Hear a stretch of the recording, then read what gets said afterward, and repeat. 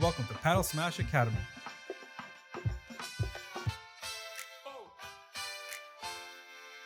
And we are all things paddle. Hello everyone, welcome to another exciting episode of Padel Smash Academy. Today we're so excited to have the top 10 female player in the United States. Please let me introduce you Maria Magraner.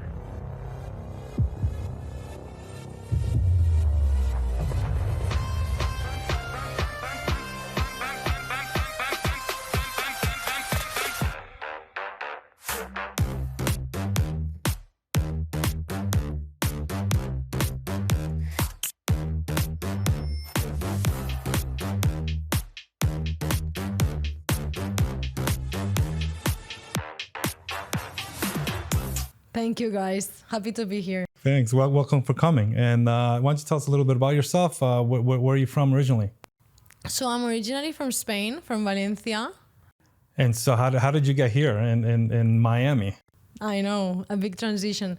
So when I was about 17 years old, I got a tennis scholarship to play for Indiana University of Pennsylvania.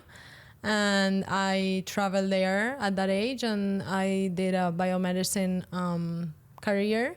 I spent 4 years there while being on the tennis team, and that's it. And then I graduated in 2021 with a biomedicine degree and moved to Miami. So you've always played tennis, and that was your racket sport, correct? Did you ever play paddle prior to that? So yeah, since I was really, really young, I was completely focused on tennis. I had to, work really hard in the sport to try to achieve the best results that I could in order to travel here and get the sponsorship and the scholarship. So that's when it all began, but never paddle in the beginning. So when were you introduced to paddle? So surprisingly, even though I was in Spain, I had never played there. Honestly, it was when I moved here that paddle was starting to grow a little bit, nothing crazy like now, but it was, starting to kick in this country, and especially in Miami.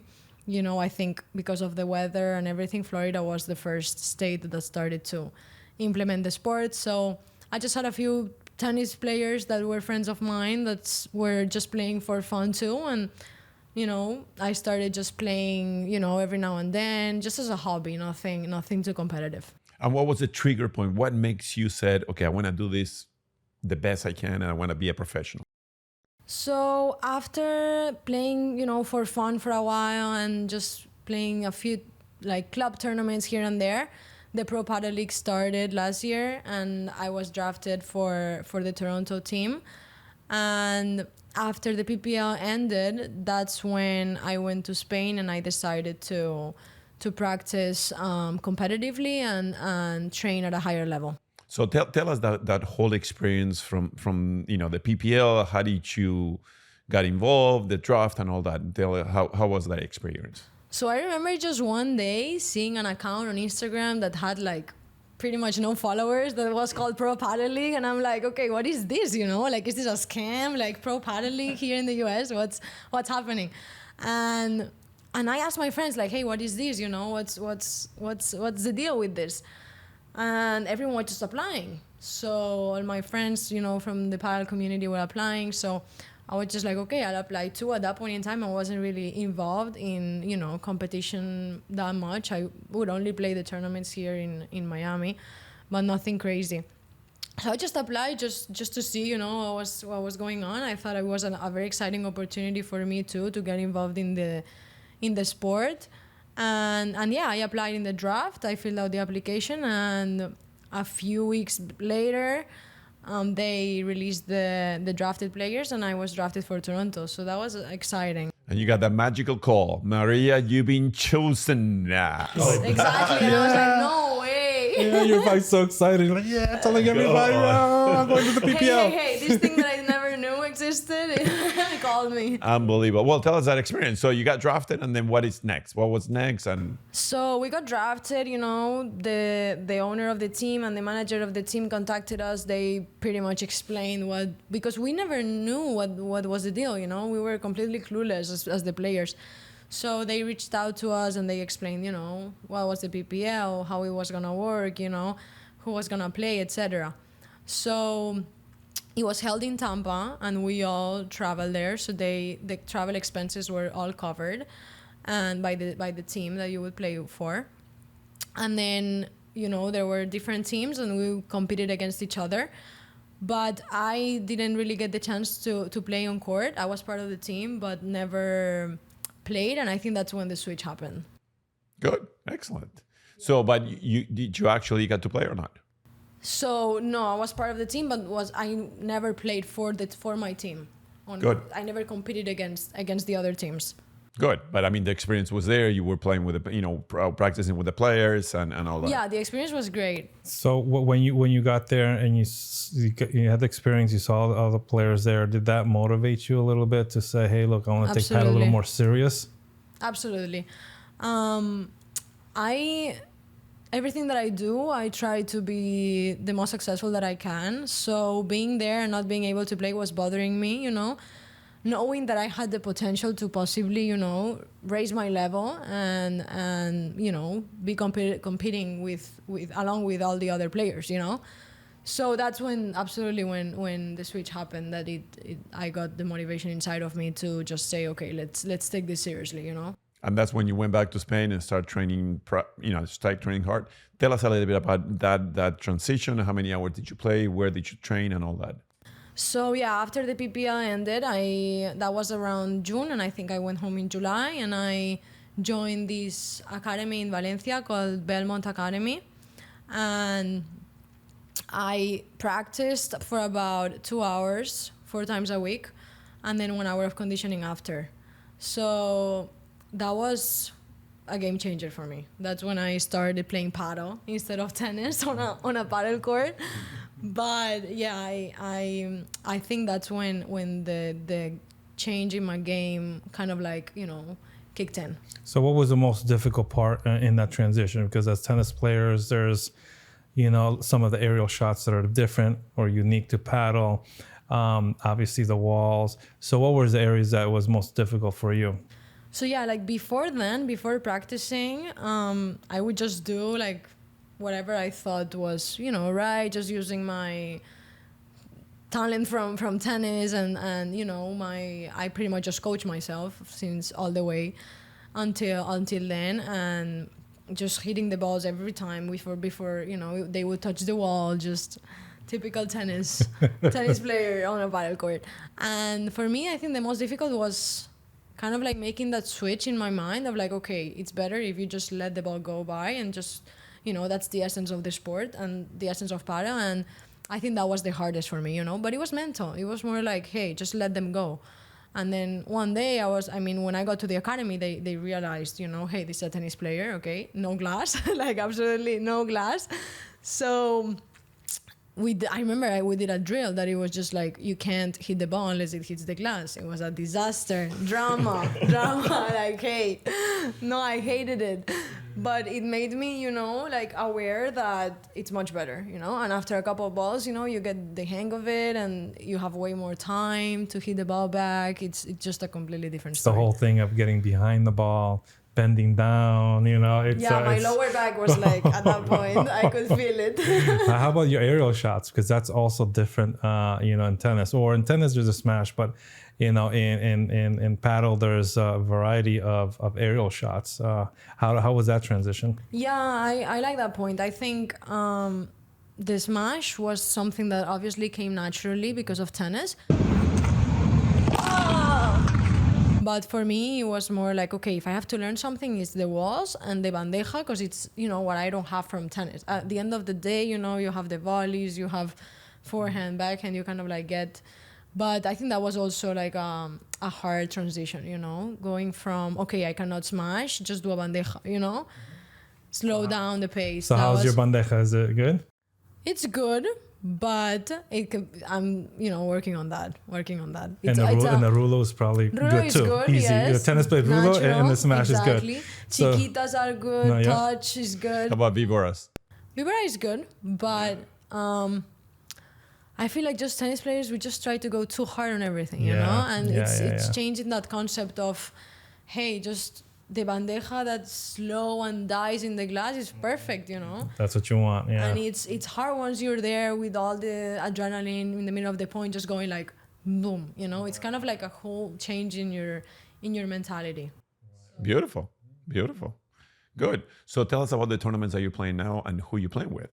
So I'm currently playing with Anna, and Anna we're gonna what? play What's- Anna Cortiles. And her ranking? She's top 10 too.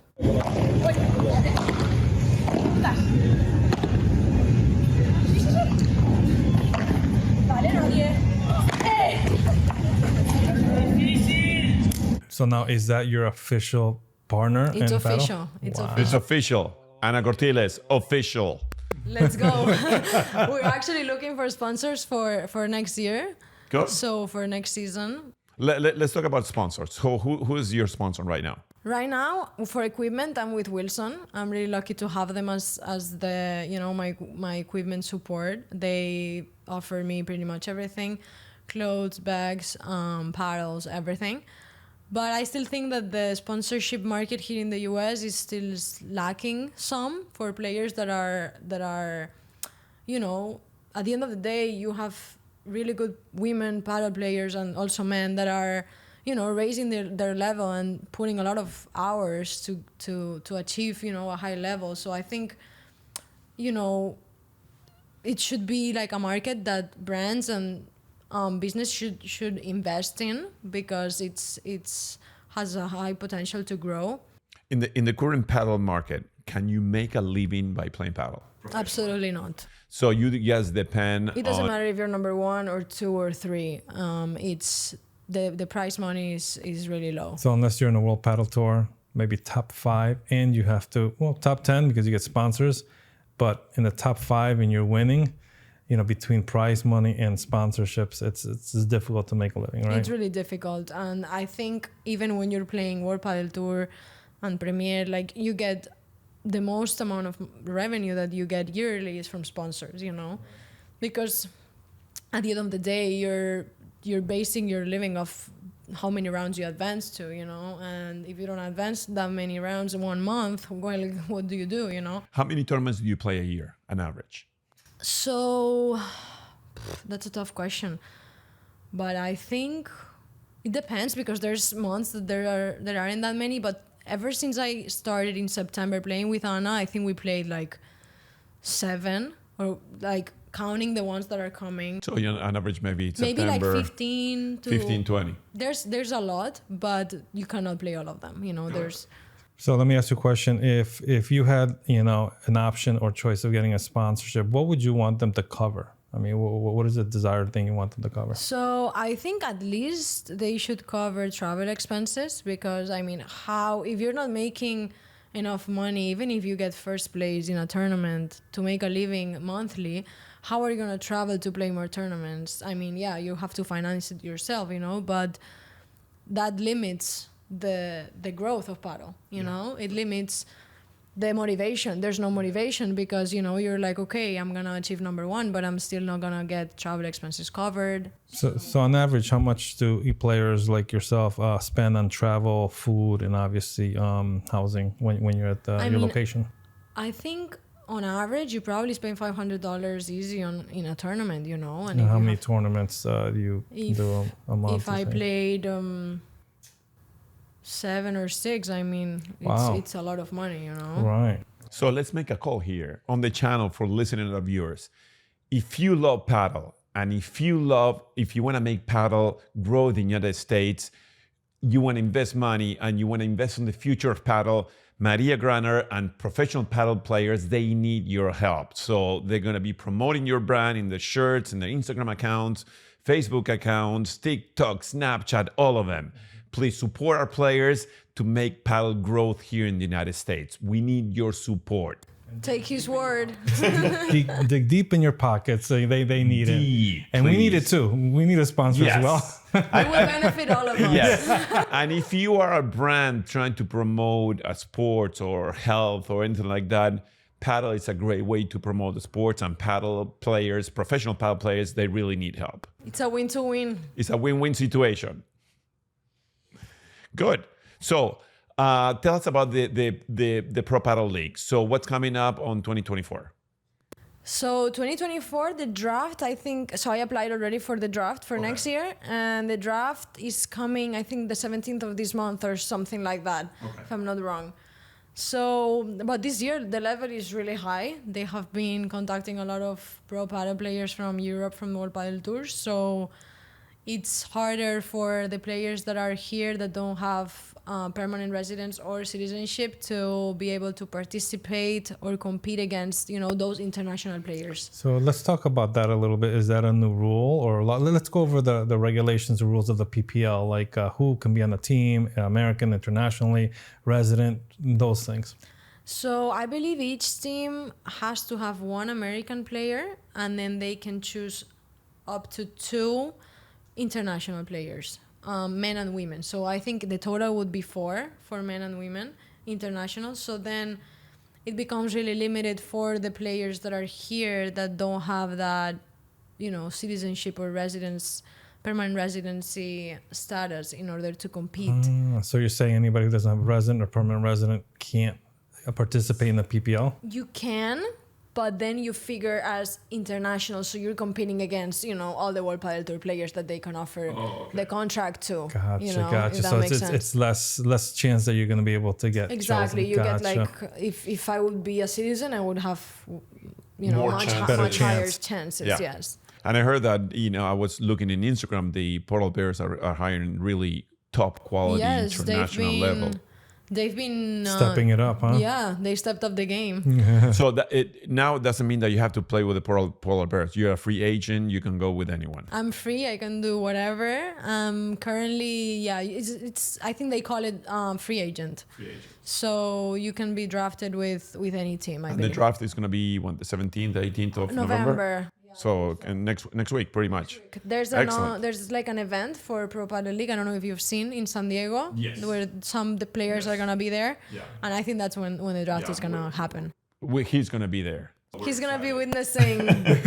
Yeah, pretty much. Yes. Good. Excellent. Good. So if you had to choose any franchise to play for, who would you want to play for? That's a tough they're watching up question. there, I honestly don't have a preference. I think I would love to get that opportunity, and I would value a lot whoever, shows my progress and my level to be part of their team. I think it's not only based on paddle, but also the culture of the team is really important too. So coming from a tennis background and being part of a college tennis team, I think that the leadership of the team and the values of each team is very important. So I would appreciate, honestly, any team that puts the trust in me. Wow, Awesome. nice. And what side do you play? You play left or right?